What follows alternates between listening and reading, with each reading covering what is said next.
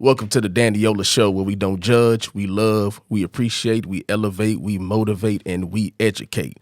I got the one and only, one of one, not one of two, one of one, the legendary Mr. 40 Acres himself, Mr. Allen Thornton. What's going on, man? How you doing today? Man, I'm blessed. I'm glad to be here. Thank you for the opportunity. Man, appreciate you for blessing me with your presence here, man. I'm not going to lie. I'm already knowing you about to educate the people. For those of y'all that don't know him, you're getting ready to know him. For those that do know him, you're going to know more about him. So give us a mini synopsis of yourself, like just, how to reach you, how to find you, what you do, etc. Okay, my name is Alan Thornton. I enjoy long walks to the bank. Is that it? You gonna start there? So my name is Alan Thornton. I'm from Fort Bliss. I'm from El Paso, Texas. So West Texas, for those of you that know. Some people know El Paso, some know Fort Bliss, so I mix it up. You may hear a little twang in my voice. So my mom's from New York, my dad's from New Orleans, so I kind of got the best of both hustles in me. Went to school, born and raised here in Texas, lived outside a little bit in Chicago, and have been in Houston for about 10, man, I'm dating myself, since 2010, so almost 15 years now. My daughter's 10, so yeah, my main thing, and I go to a network event every Friday, and they ask you, what's your purpose in life? Okay. So you ask for my mini synopsis, and that's the hustle and motivate, right? Okay. Going back to what Nipsey said, that's real, because there's a lot of people that are counting on you to do the thing that you were put on this earth to do, your purpose, and their destiny is connected to it. So amen to that. Sometimes you think about quitting, right? Because it's not easy. But there's somebody that's connected to your destiny, so you got to keep going. Amen to that, man. You right about that. I definitely agree with that, man. Let the people know your Instagram so they can find you. Okay, so it's at I am Mr. 40 Acre. There's no S. I am, just like it sounds, A-M, Mr. 40 Acre. And you can also find us at the 40 Acre Conference. I also run King Prophet Arts and the manifestation shots that a lot of y'all see on the ground too. So. Okay. That's amazing, man. So can you share the journey that led you to establish the 40 Acre Legacy Builders Movement?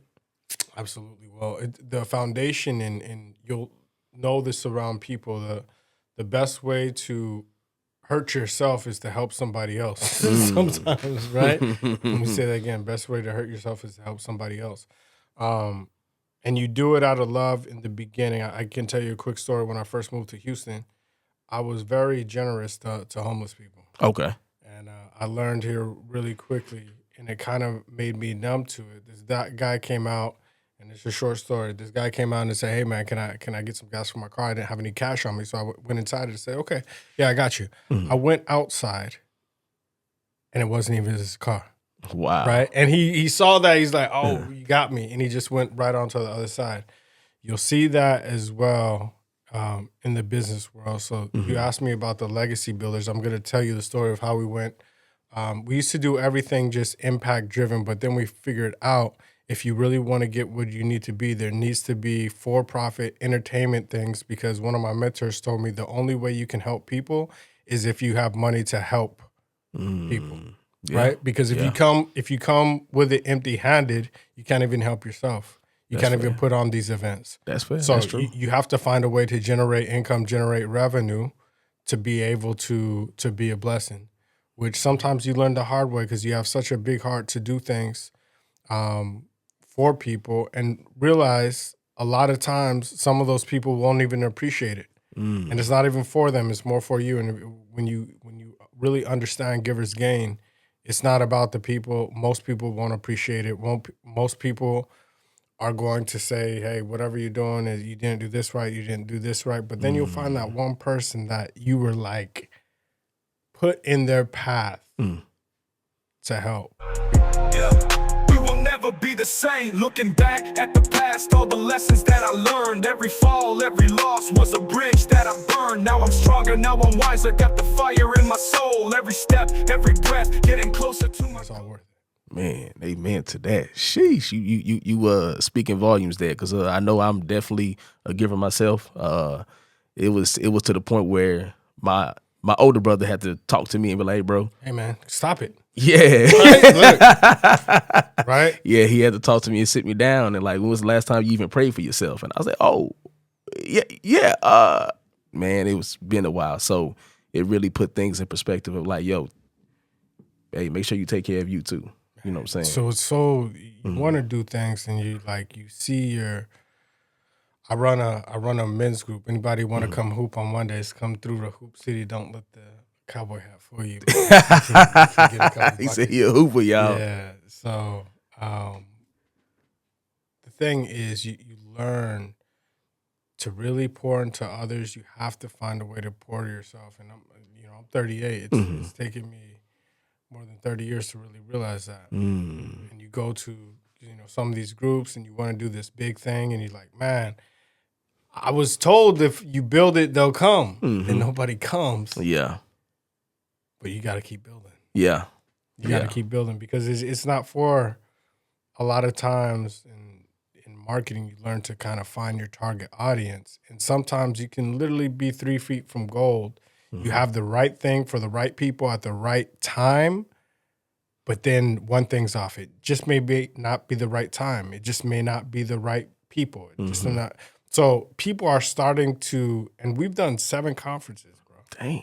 This is our 7th. So we started in 20. You ask about how we started. So we kind of saw the future, and it's a God-given gift to see some of those things as an entrepreneur. And sometimes, it's a gift and a curse, because you chase something that people aren't ready for. So when George Floyd died in 2020, there was a renewed focus on the Black community. Oh, man, there's some bad things that have happened to you. I want to give $1 million. I want to give $100 billion. I want to give, $100 million, $1 billion, $20 billion. The numbers got ridiculous. And I said, hold up, man. Like, math is my best subject. Okay. History is what I enjoy the most. All right.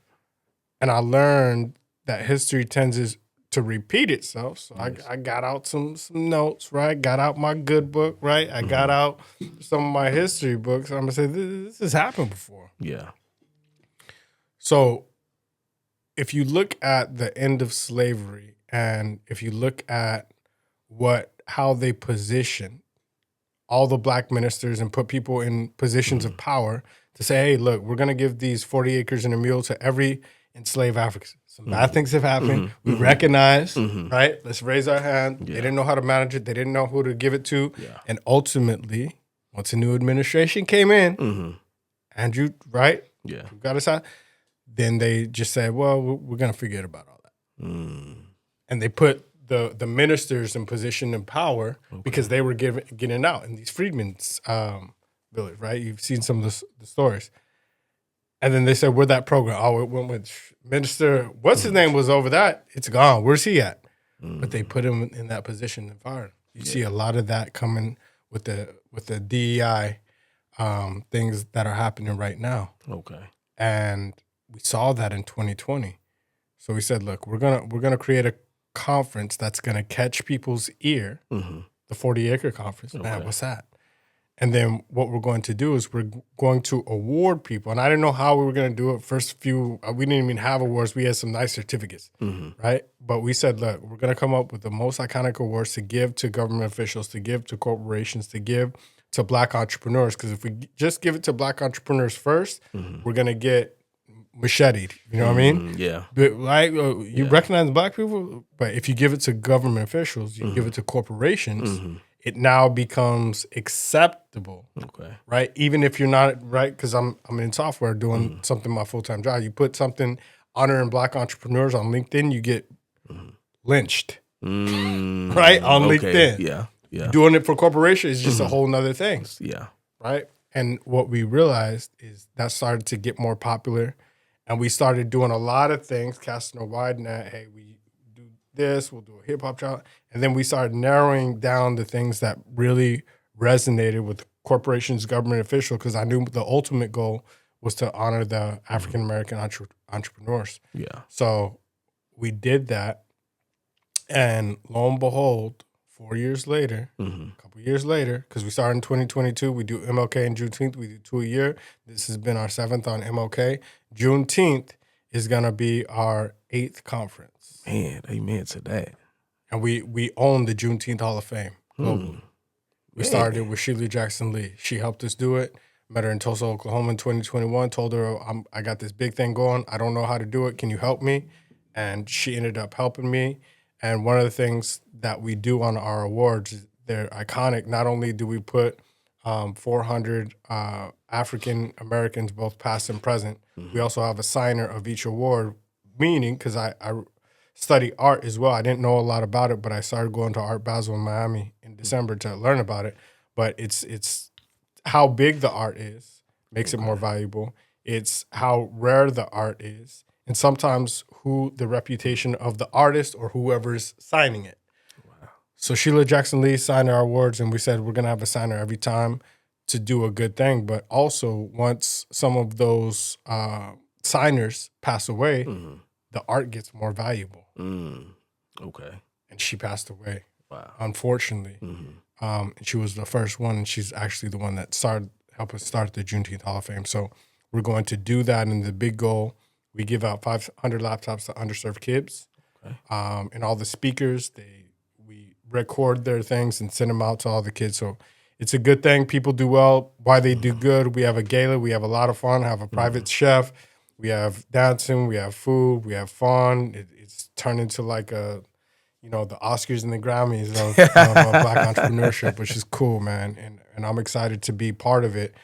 But it is a challenge every single time, brother, because we got to get people to keep believing. Finally, we're at the point now, and this is crazy to say, after going to be our 8 conferences where people are like, okay, I want to be a part of that because they know I'm not going to stop. Yeah. They see the consistency. And that's what it's so hard to be consistent with something you want to do when you don't want to do it. That's commitment. Preach it, man. Right? Because you're like, man, this is coming out of pocket, man. I'm putting my full-time thing that I do in jeopardy by doing this. Then you hear that still small voice of, hey, I gotta go. Or you see a letter land on your doorstep saying, thank you so much. Now I'm able, that laptop you gave me, it got me in a better place. I was able to spend time at my house, actually putting scholarships together, and now I got a full ride at Prairie View. Now I'm at Morehouse, right? And you're like, dang, we were part of that. Yeah. So, man, I hear you, God. We can't stop this. Man. Yeah. Because I want to. I want to just hang it up, man. But, you just got to keep going. And it's definitely a game changer when you see the lives that you impacted, for sure. It really does put your mind at ease and just say, dang, so all this wasn't in vain. And even if it was in vain, quote unquote, and you don't see who you blessed, at least you know that you put your all into it and something came from it, of somebody actually profiting from it. So, man, like... And that's the thing, man. Like, people think, oh, man, you drive around, you got to get a big... where's all that money going? You making millions off this, bro. I spend money out of my pocket every single time to do this. Yeah. It's not a money grab for us. Yeah. Like, yeah. And that's when I started to say, look, people think I'm making a ton of money anyway, right? I get it's a whole nother topic. You get a letter from your daughter's mother saying, hey, we need more money for, because you're making all this money with this. What? Yeah. What? You're kidding me, man. But yeah, that's a whole nother. But when you really get in, and I've had some fortunate moments, man. I've had the opportunity to see my daughter walk in her first fashion show through our conference. I have the opportunity to position her to be in a movie. Had the opportunity to help her hone her gift of art and sell it. It's amazing, man. So you think about some of those things just as a father, and to see, her grow up through the years and her remember. Had the opportunity to make each and every award handmade, and she helps me spray them because they're records. Okay. Right? We make them by hand. So all those things are absolutely incredible, man. And the people that are blessed behind, one day, even when I'm not on this earth, people are going to remember the legacy of this, and you asked the long story short about the legacy builders. Ultimately, the 40-acre conference was built so that we can you see it on all of our logos, find your place and own it. Whatever that place is, a lot of times people are either shied away from the place or they just don't know how to find it. But our goal is when you walk in through the connections, through the community, through the learnings of cash flow, and just getting ingrained in the culture. And this is not just for African Americans, right? There's a lot of people. It's a mixed crowd when you come in. Just find that place, whatever that is, and own it. If you're an entrepreneur, if you're a business owner and you're doing a bunch of revenue, find a way to save money on your taxes. If you need to save money on your taxes and learn about crypto, right? We have some of the best people in the world. If you need to put money into a building, right, that you're not going to lose because we've met the people that come through, that's a real community project. If you want to sow into the legacy of others, there's kids there and there's different projects and entrepreneur things. We have an AI competition, right? Some of our people that have won our competition have gone on to raise millions of dollars. They've been on places like Shark Tank. So we have a big belt. Like it's a thing. It's a thing that we do. So we're starting to spread things out so people recognize it more. And MLK and Juneteenth, I think we're gonna, the first time, just do our golf tournament and awards and kind of spread things out so people see us every month and travel a little bit more. But I'm excited about what we've done before, but you just put a little money on things and things get ignited. Visions get, magnified once people understand. But sometimes you just need to, trial and error, man. Sometimes you just need to slow it down to speed things up and not stop doing what you're doing. Just spread it out. Just chop it up a little bit, right? I'm from El Paso, the capital of the world. They learn how to chop everything up, right? And repurpose it and create more value out of it. So learn that from a young age. Man, that's amazing, man. That's a plethora of information that is so helpful. And I know it's going to help all the audience and everybody that's listening in that can be able to also reach out to you and also put in to everything that you're doing as well. So, with that being said, it's like, it seemed like a heavy load, right? So what does self-care look like to you, when it's time for you to relax and just do what it is that you need to do to like unwind? Man, I've started to do more meditation. I got some Epsom salts and some things. I got a hot tub, just got a brand new big old hot tub, the crib. So, just thinking about that and being intentional. And so many times we like the big awards, we like the big medals, and awards have been a gift and a curse because I call people all the time. They're like, man, I didn't get an award. Why didn't I get an award? And I had to tell people, man, I haven't even got an award. Yeah. They're like, oh, well, you put it on. I'm like, does that make sense to you? You did. Like, you know what I'm saying? Come on.